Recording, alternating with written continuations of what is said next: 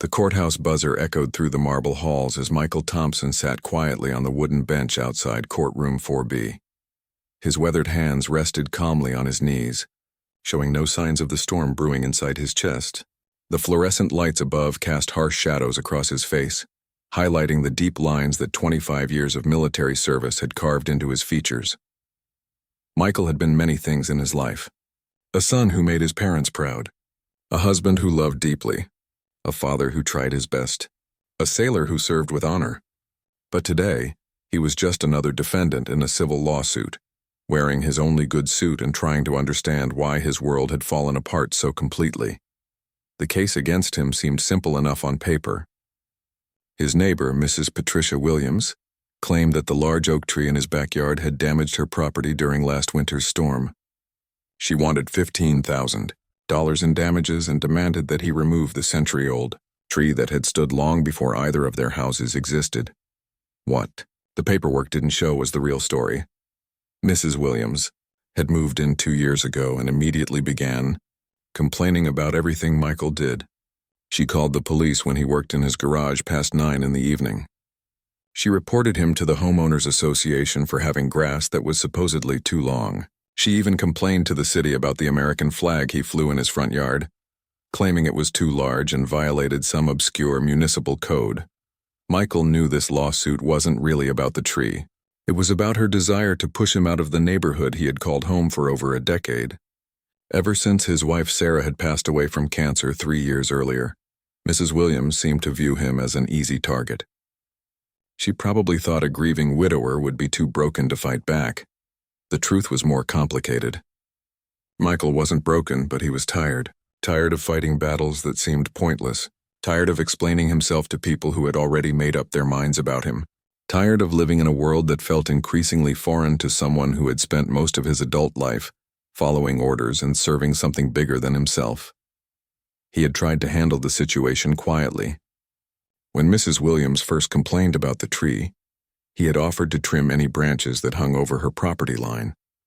When she rejected that solution and demanded complete removal, he suggested they split the cost of a professional arborist's assessment. She refused that too. It became clear that nothing short of total capitulation would satisfy her. Michael's lawyer, a young public defender named James Martinez, had warned him that civil court could be unpredictable.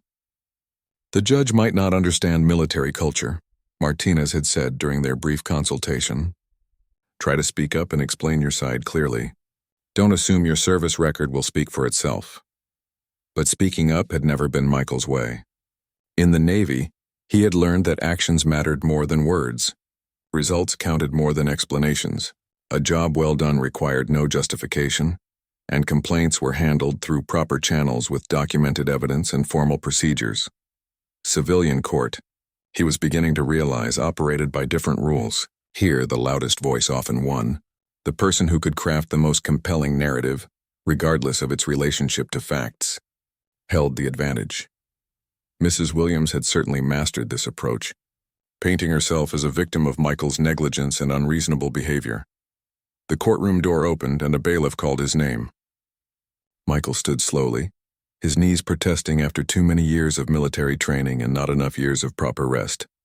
He walked into the courtroom with the same measured pace he had used to walk onto the deck of aircraft carriers in rough seas. Judge Harold Brennan looked up from his paperwork with obvious irritation. At 62, Brennan had developed a reputation for running his courtroom like a corporate boardroom, favoring efficiency over empathy. He had little patience for cases he considered trivial, and even less patience for people who wasted his time with what he saw as unnecessary drama. Mrs. Williams sat at the plaintiff's table with her attorney, a sharp-dressed woman who had clearly done her homework. They had prepared charts, photographs, and expert testimony. Their presentation looked professional and thorough. Michael sat beside his overwhelmed public defender, who shuffled through a thin folder containing the basic facts of the case. The contrast between the two legal teams was stark and immediately noticeable to everyone in the room. As the proceedings began, Michael maintained the same quiet dignity that had served him throughout his military career. He answered questions when directly asked but offered no additional commentary. He provided facts without editorial explanation. He treated the court with the same respect he had once shown his commanding officers. Judge Brennan, however, interpreted Michael's restraint as disrespect. Each time Michael gave a brief, factual answer instead of an elaborate explanation, the judge's frustration grew more visible. When Michael responded to questions about his intentions regarding the tree with simple, "Yes, sir," or "No, sir" answers, Brennan began tapping his pen impatiently against his desk. The cultural gap between military precision and civilian expectations was widening with each exchange, setting the stage for a confrontation that neither man fully understood was coming. Mrs. Williams took the witness stand with the confidence of someone who had rehearsed her performance multiple times. She spoke in a clear, emotional voice about the trauma of discovering branches in her swimming pool and the fear she felt every time storm clouds gathered overhead. Her attorney guided her through a detailed account of property damage, complete with color photographs and repair estimates. "Your Honor," Mrs. Williams said, dabbing her eyes with a tissue, "I've tried to reason with Mr. Thompson, but he simply refuses to communicate. He just stares at me with this cold, intimidating look whenever I try to discuss the situation. I'm a widow living alone, and his behavior makes me feel unsafe in my own home." Michael's jaw tightened slightly at the mischaracterization, but he remained silent.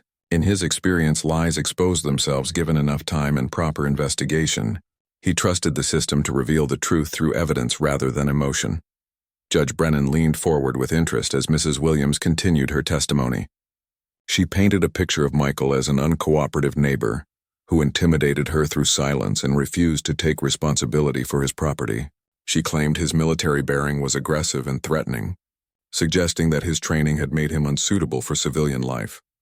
When it came time for Michael to testify, he stood and walked to the witness stand with the same measured steps he had used to approach the deck of every ship he had ever served on. He placed his right hand on the Bible and repeated the oath in a clear, steady voice. His attorney began with basic questions about the tree's history and Michael's attempts to address Mrs. Williams's concerns. Michael answered each question directly and completely, but without the emotional appeals or elaborate explanations that seemed to characterize civilian testimony. "Mr. Thompson," his attorney asked, "can you describe your efforts to resolve this matter outside of court?" "Yes, sir. I offered to trim branches extending over the property line. I suggested a joint consultation with a certified arborist. I researched local ordinances regarding tree removal and shared that information with Mrs. Williams." "And what was her response to these offers?" "She rejected all proposals and stated that complete tree removal was her only acceptable solution." Judge Brennan interrupted the questioning, his impatience finally boiling over. "Mr. Thompson, this court is interested in more than just facts. We want to understand your reasoning, your feelings about this situation, your plans for resolution. Can you elaborate on your responses?" Michael looked directly at the judge, his military training kicking in automatically. When a superior officer asked for clarification, you provided it clearly and concisely. "Your Honor, I provided complete answers to the questions asked. The facts speak for themselves." The judge's face reddened slightly. "Mr. Thompson, I'm asking you to help this court understand your position. Simply stating facts without context or explanation is not helpful to these proceedings." "Yes, sir. What additional information would you like me to provide?" This response only increased Judge Brennan's frustration. He had grown accustomed to lawyers and witnesses who filled every silence with words, who explained their positions in great detail, and who showed appropriate deference to his authority through elaborate verbal acknowledgments. Michael's military-style communication struck the judge as defiant rather than respectful. The crisp "yes, sir" and "no, sir" responses that had shown proper respect in military settings sounded almost mocking in the civilian courtroom. "Mr. Thompson, are you taking this court seriously? Do you understand the gravity of these proceedings?" "Yes, sir, I understand completely." "Then why are you refusing to properly explain your actions and intentions to this court?" Michael paused, genuinely confused by the question. In his mind, he had been explaining his actions clearly and thoroughly. He had answered every question truthfully and provided all requested information. The suggestion that he was being disrespectful or uncooperative baffled him. "Your Honor, I'm not refusing to explain anything. I've answered all questions asked of me." Judge Brennan slammed his gavel against the desk, the sharp crack echoing through the courtroom. "Mr. Thompson, your attitude is unacceptable in my courtroom. You will provide complete, detailed responses to questions or you will be held in contempt. The threat hung in the air like smoke from a misfired engine. Michael felt the familiar sensation of being misunderstood by people who had never lived by military codes of conduct. In the Navy, efficiency and clarity were valued above all else. Wasting superior officers' time with unnecessary elaboration was considered disrespectful. But here, apparently, the opposite was true. The judge wanted performance rather than precision. He wanted emotional displays rather than factual reporting. He wanted Michael to beg, to plead, to show vulnerability and deference through verbose explanations. Michael's attorney sensed the growing tension and attempted to redirect the questioning toward more concrete issues. Your Honor, perhaps we could focus on the specific allegations regarding property damage and review the evidence Mr. Thompson has gathered about tree maintenance and local regulations. No, Judge Brennan snapped. I want to hear from Mr. Thompson himself. I want him to explain why he thinks his behavior has been appropriate and what he intends to do about this situation. The courtroom fell silent except for the whisper of the air conditioning system and the distant sound of traffic outside. Mrs. Williams watched with satisfaction as the judge's frustration with Michael became increasingly obvious. Her attorney smiled slightly, recognizing that the proceedings were going exactly as they had hoped. Michael sat in the witness chair, his back straight and his hands folded calmly in his lap. He understood that he was walking into some kind of trap, but he couldn't identify its exact nature. In combat situations, he had learned to trust his training and stick to proven procedures when facing unknown threats. So he did what he had always done when confronted with hostile questioning from authority figures. He told the truth clearly and completely, without embellishment or emotional manipulation. Your Honor, I have maintained my property according to local ordinances and industry standards. I have attempted to address my neighbor's concerns through reasonable compromise. I have gathered evidence to support my position and am prepared to present it to this court. Judge Brennan's eyes narrowed as he stared at Michael with growing contempt. The tension in the courtroom became thick enough to cut with a knife. Judge Brennan leaned back in his chair, studying Michael with the expression of someone who had reached the end of his patience. The silence stretched uncomfortably as other people in the courtroom shifted nervously in their seats. Mr. Thompson, the judge finally said, his voice dripping with disdain. I have been practicing law for over 30 years, and I have never encountered such blatant disrespect in my courtroom. Your refusal to provide proper testimony is a mockery of these proceedings.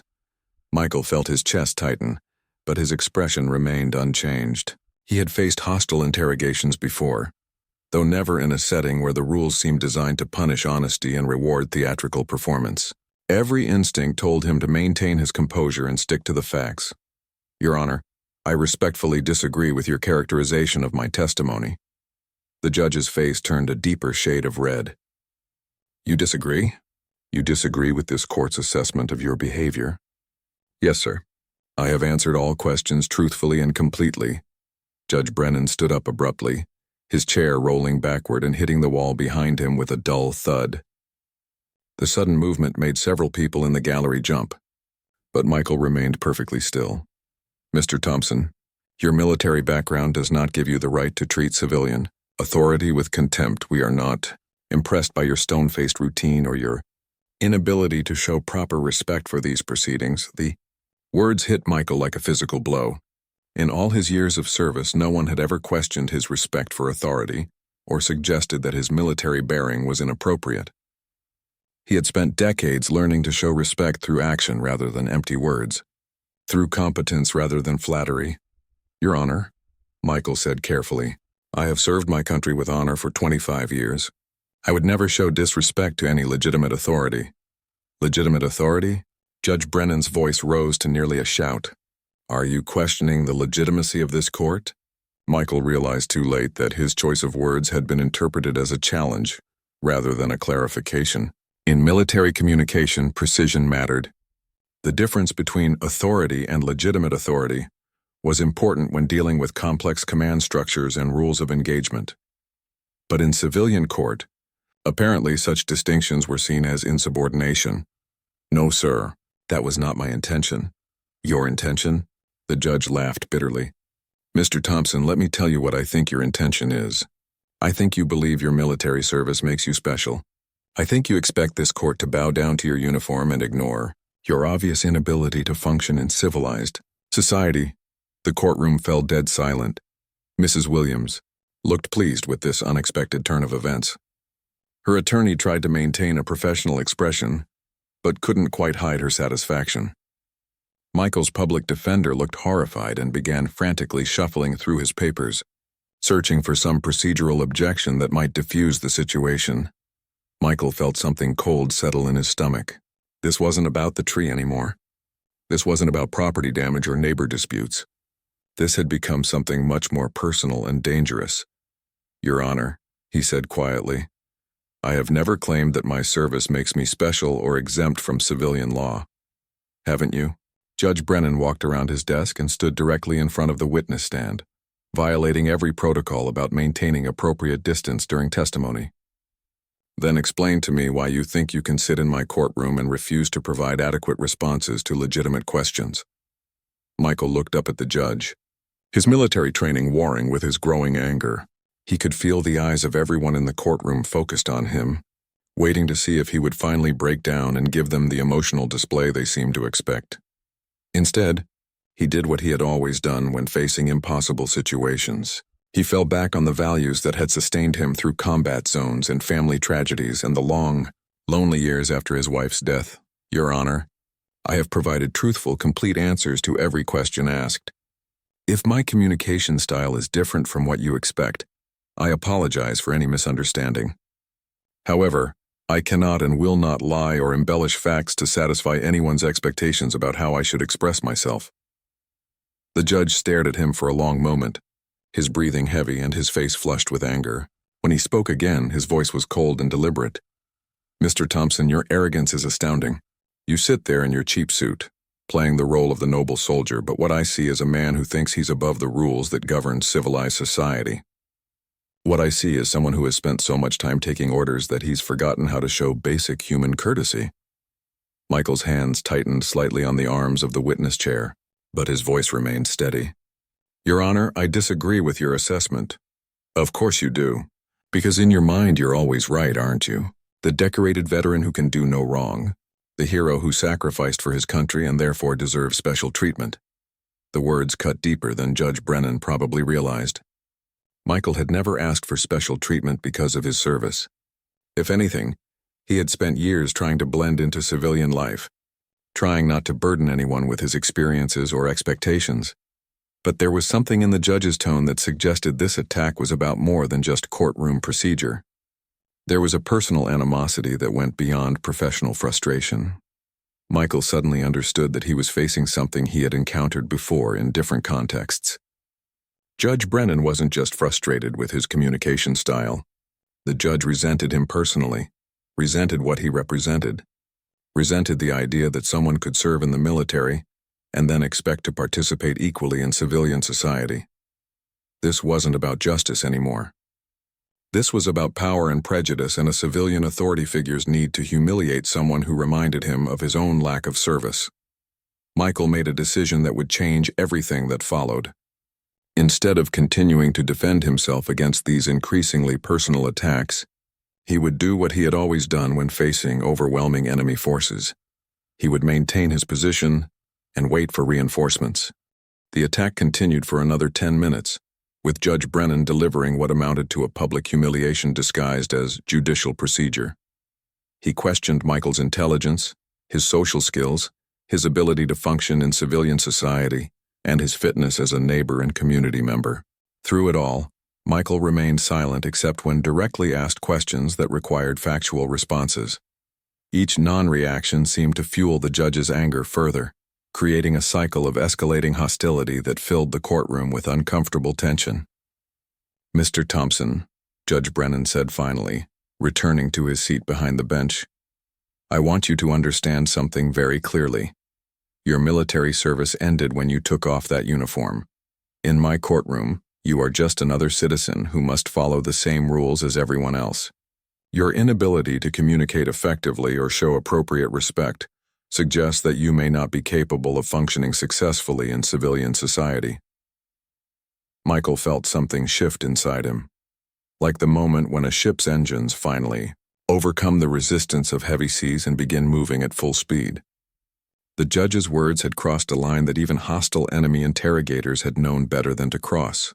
"Your Honor," Michael said, his voice still calm but now carrying an undertone that hadn't been there before. "I have served my country honorably for 25 years. I have risked my life to protect the freedoms that allow courts like this to function. I have buried friends who died defending the principles this legal system claims to represent." Judge Brennan's eyes widened slightly at this first sign of pushback, but he pressed forward. "Mr. Thompson, your service record is irrelevant to these proceedings. What matters is your behavior in this courtroom and your refusal to take responsibility for your actions as a civilian. With respect, Your Honor, you made my service record relevant when you chose to attack it personally."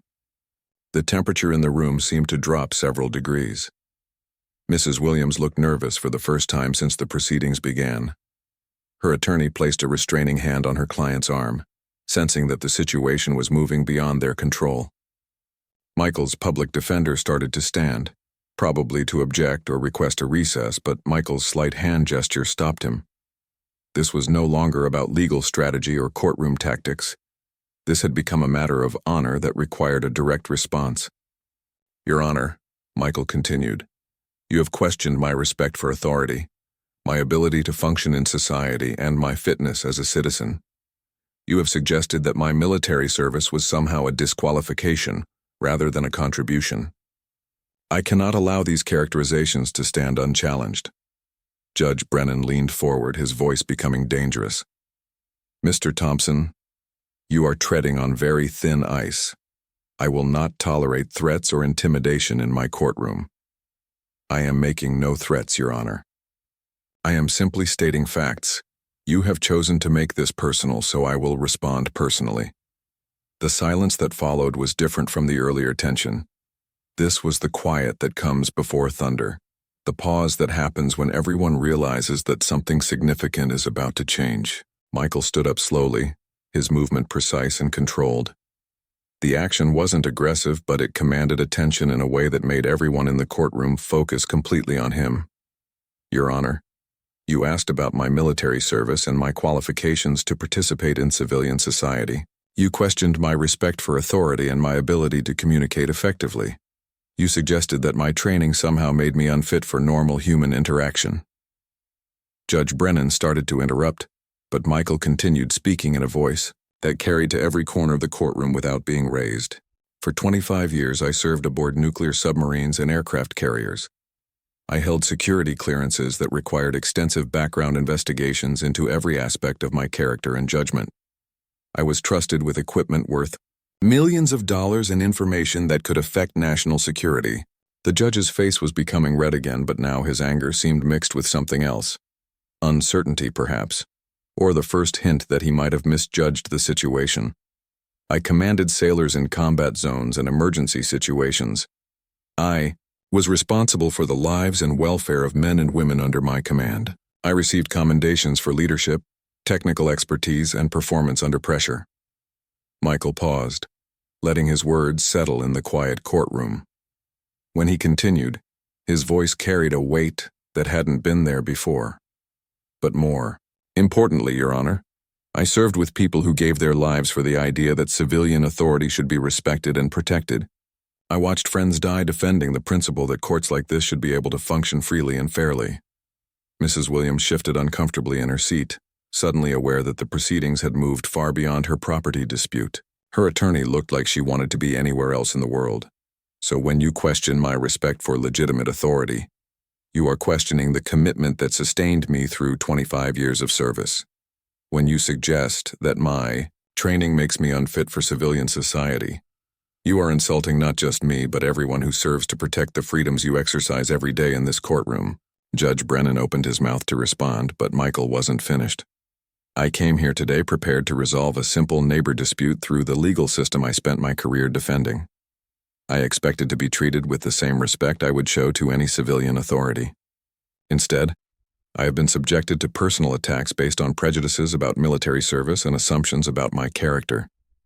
The courtroom was completely silent now, with everyone focused on the quiet man who had finally found his voice.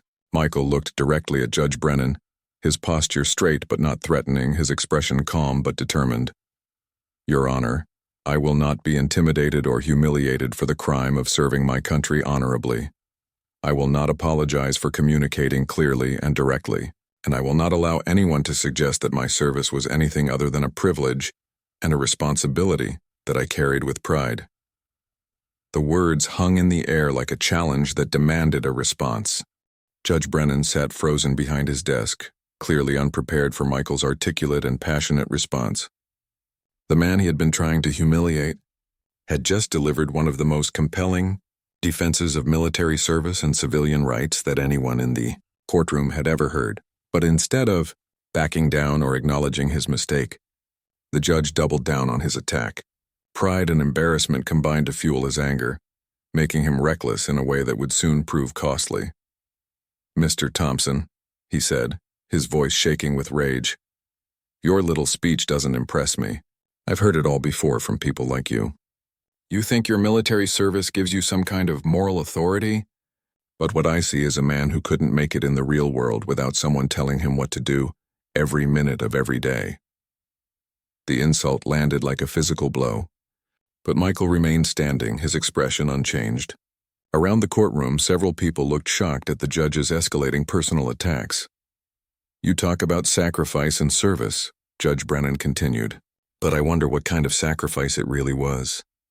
Hiding on some ship in the middle of the ocean, while real people dealt with real problems in the real world. Taking orders instead of making hard decisions. Living in a bubble where everything was provided for you and all you had to do was follow simple instructions. Michael's jaw tightened slightly, but he said nothing. The judge was revealing more about his own character with each word, and Michael had learned long ago that sometimes the best response to an enemy's attack was to let them defeat themselves. And now you come into my courtroom with your rigid posture and your yes sir, no sir routine, thinking you can intimidate civilian authority with your military bearing. Well, let me tell you something, Mr. Thompson. Your service doesn't make you special. It doesn't make you a hero, and it certainly doesn't excuse your complete inability to function as a normal member of society. The courtroom was dead silent except for the sound of Judge Brennan's heavy breathing. His face was flushed and sweat had begun to appear on his forehead. He had clearly lost control of both the proceedings and himself. Michael stood quietly for several long seconds, then spoke in a voice that was calm but carried to every corner of the room. Your Honor, you asked about my service and my qualifications. You questioned my ability to function in civilian society and my respect for authority. I have answered those questions as completely and honestly as I can. He paused, looking directly at the judge with steady eyes. But there is one thing I haven't mentioned, one qualification that might be relevant to these proceedings. Judge Brennan leaned forward, his curiosity overcoming his anger. And what would that be, Mr. Thompson? My call sign, Your Honor. The words were spoken quietly, but they seemed to echo in the silent courtroom. Mrs. Williams looked confused, clearly not understanding the significance of military call signs. Her attorney appeared equally puzzled, but something in Michael's tone made Judge Brennan pause. For the first time since the proceedings began, he looked uncertain. Your call sign, he repeated. Yes, sir. In the Navy, pilots and senior crew members are assigned call signs based on their performance, their character, or significant events in their service. These names become part of their permanent record and follow them throughout their careers. Michael's public defender looked up from his papers with sudden interest, sensing that something important was happening but not sure what it meant. My call sign, Michael continued, was given to me after an incident in the Persian Gulf. We were conducting joint operations with an Allied fleet when one of their destroyers suffered a catastrophic engine failure during a storm. The courtroom remained completely silent, with everyone focused on Michael's quiet voice. The ship was taking on water and losing power. Their crew was in immediate danger, and the weather conditions made rescue operations extremely hazardous. Standard procedure called for maintaining safe distance until conditions improved. Judge Brennan found himself leaning forward despite his anger, drawn into the story against his will. I was serving as operations officer aboard the USS Abraham Lincoln at the time. Our captain was weighing options when I requested permission to attempt a rescue operation using our helicopter squadron. Michael's voice remained calm and factual, but there was something in his tone that commanded absolute attention. The operation required flying in 70-knot winds with zero visibility. We had to coordinate multiple aircraft, establish emergency medical facilities, and execute precision rescue maneuvers in conditions that exceeded all safety parameters. The judge's face had gone pale. Something about Michael's matter-of-fact description was more compelling than any dramatic retelling could have been. We successfully evacuated 43 crew members from the disabled vessel. No lives were lost, and the operation was completed without any casualties among the rescue teams. Michael paused, his eyes never leaving Judge Brennan's face. After that incident, I was assigned the call sign Admiral, not because of my rank, which at the time was Lieutenant Commander, but because my commanding officers felt that my performance under pressure demonstrated the kind of judgment and leadership they associated with flag-level command. The silence in the courtroom was absolute. Mrs. Williams stared at Michael, with her mouth slightly open, finally understanding that she had been attacking someone far more significant than she had realized. Throughout the rest of my career, Michael continued, I was known as Admiral Thompson. The name appears on my service records, my commendations, and my retirement documents. It was the name used by officers and enlisted personnel alike, regardless of their rank or position. Judge Brennan's face had turned white. He was beginning to understand that he had just spent the last hour publicly humiliating someone whose service record would stand up to any scrutiny. Michael took one step closer to the bench, his posture respectful but commanding. Your Honor, you questioned my qualifications to participate in civilian society. You suggested that my military service was somehow a disqualification rather than a contribution. You attacked my character, my intelligence, and my ability to function in the real world. His voice remained calm, but now it carried an authority that filled the entire courtroom. I think it's important that you understand exactly who you have been addressing in this manner. The weight of Michael's revelations settled over the courtroom like a heavy blanket.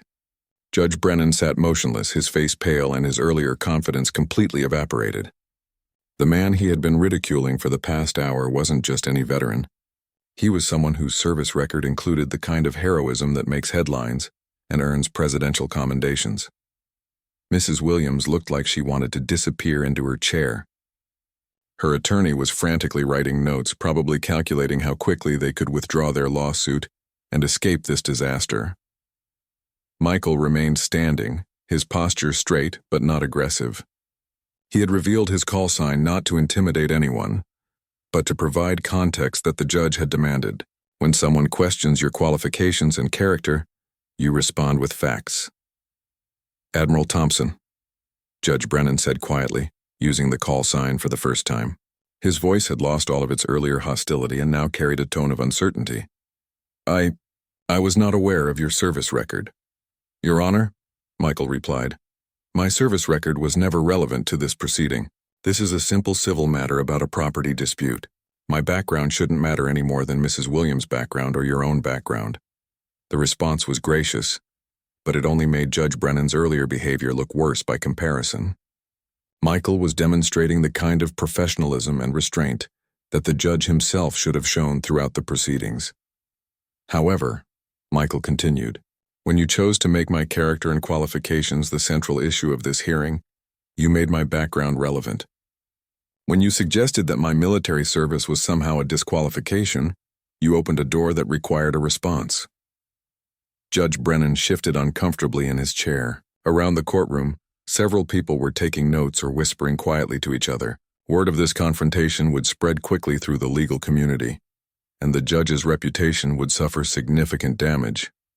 Mr. Thompson, Admiral Thompson, he said, stumbling over the words, perhaps we should return to the matter at hand. The property dispute between you and Mrs. Williams. Of course, Your Honor. That's what I've been trying to address all morning. The simple statement highlighted just how far off track the proceedings had gone. What should have been a straightforward hearing about tree damage had become a public humiliation of a respected judge by someone he had tried to bully. Michael's public defender finally found his voice.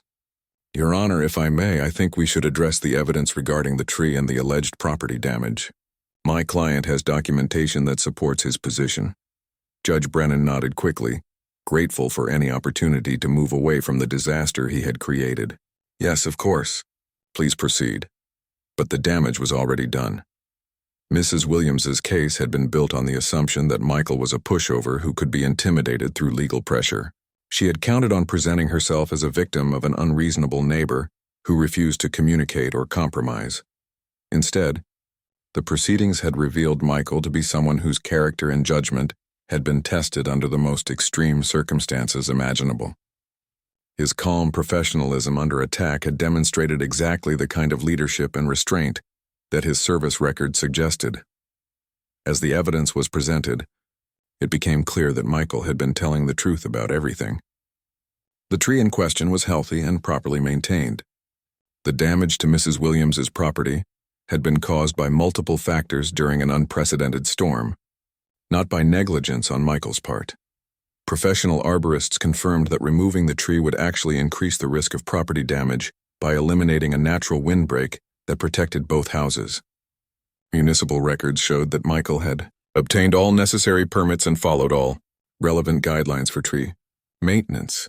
Most damaging to Mrs. Williams's case were the documented communications between the neighbors. Michael's offers to compromise were all in writing, polite, and reasonable. Mrs. Williams' responses were increasingly hostile and demanding, eventually escalating to threats of legal action unless he completely capitulated to her demands. The evidence painted a clear picture of a reasonable man trying to resolve a dispute with an unreasonable neighbor who had chosen to use the legal system as a weapon of harassment. Judge Brennan listened to the evidence with growing discomfort, realizing that he had publicly humiliated someone who was not only innocent of any wrongdoing, but who had actually gone above and beyond in trying to resolve the situation fairly. When all evidence had been presented, the courtroom fell silent again. Everyone knew what the verdict should be, but the path to that verdict had been so twisted and problematic that no one was sure how to proceed. Michael stood quietly beside his attorney, maintaining the same dignified composure he had shown throughout the ordeal. He had proven his point and defended his honor, but he took no visible satisfaction in Judge Brennan's obvious distress. The judge cleared his throat and began to speak, his voice much quieter than it had been earlier in the day. After reviewing all evidence presented, this court finds that the plaintiff has failed to prove negligence on the part of the defendant. The tree in question appears to be properly maintained and poses no unreasonable risk to neighboring properties. Mrs. Williams' face went white as she realized that her expensive legal gamble had failed completely.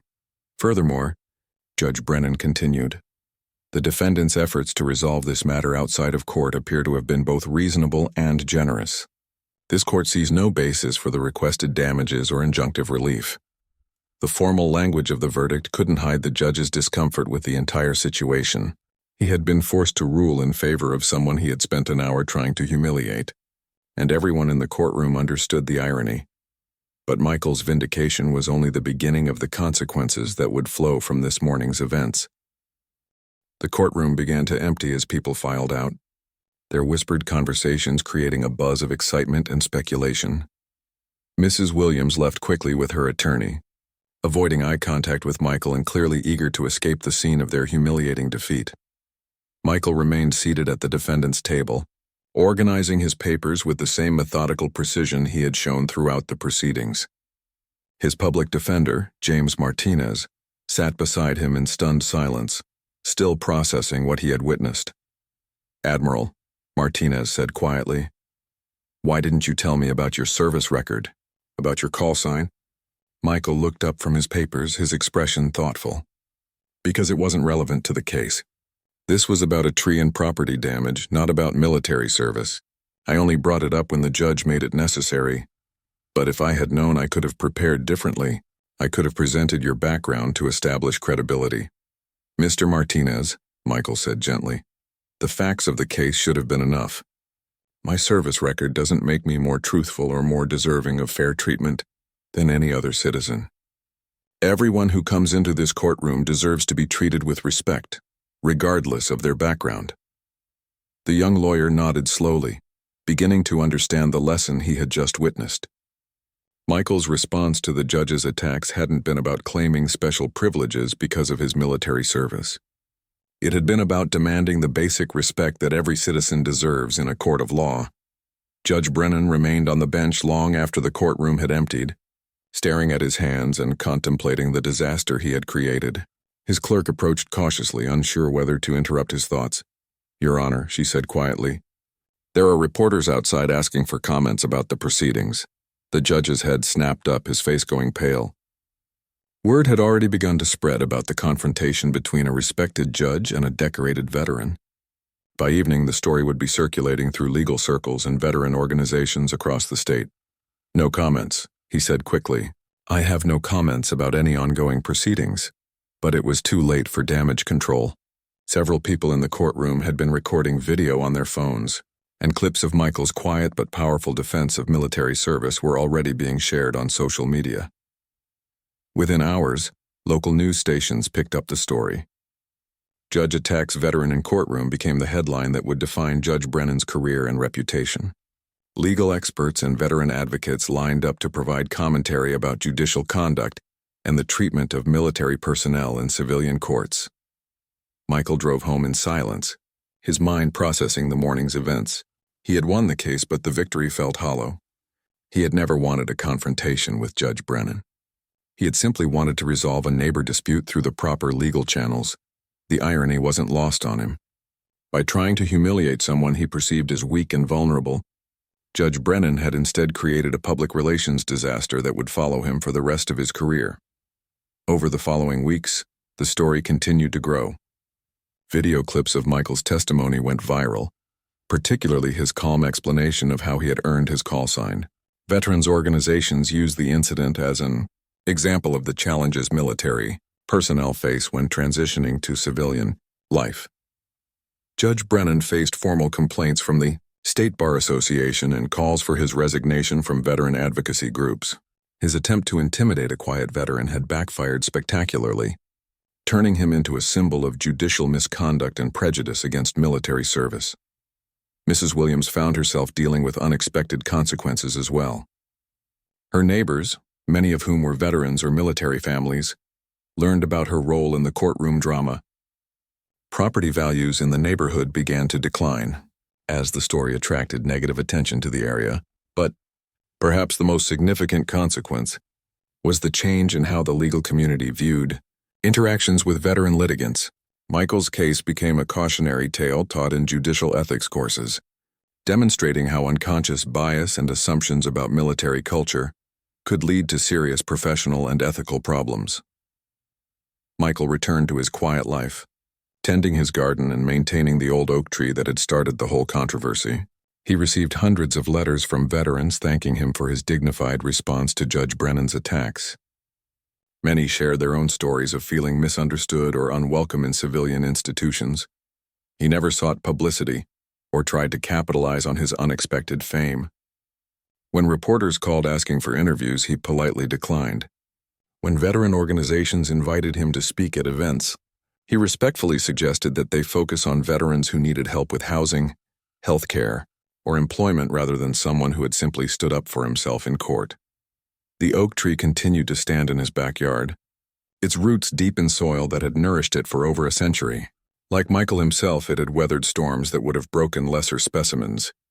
Its branches provided shade and shelter, asking nothing in return except the chance to grow peacefully in the place it had chosen to call home. Judge Brennan eventually resigned from the bench under pressure, his career destroyed by a single morning's poor judgment. He never publicly apologized to Michael, though he did issue a statement acknowledging that his behavior had fallen short of judicial standards. Michael never spoke publicly about the judge's resignation or the broader consequences of their courtroom confrontation.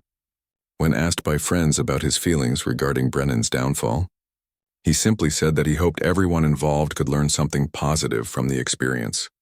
In the end, the case became a reminder that respect and dignity are not earned through titles or positions, but through character and actions. Michael's quiet strength had revealed more about true leadership than any dramatic speech or aggressive display could have accomplished. He continued to serve his community in small, quiet ways, volunteering at veteran support organizations and helping younger veterans navigate the challenges of civilian life. His call sign, Admiral, became known not just for the heroic rescue that had earned it, but for the grace and dignity he had shown when facing an attack on his character and service. The story of the silent veteran who found his voice in a hostile courtroom became legend in military circles, passed down as an example of how to maintain honor and integrity, even when facing overwhelming odds. It reminded everyone who heard it that sometimes the most powerful response to aggression is simply standing firm in your principles and speaking the truth with quiet confidence.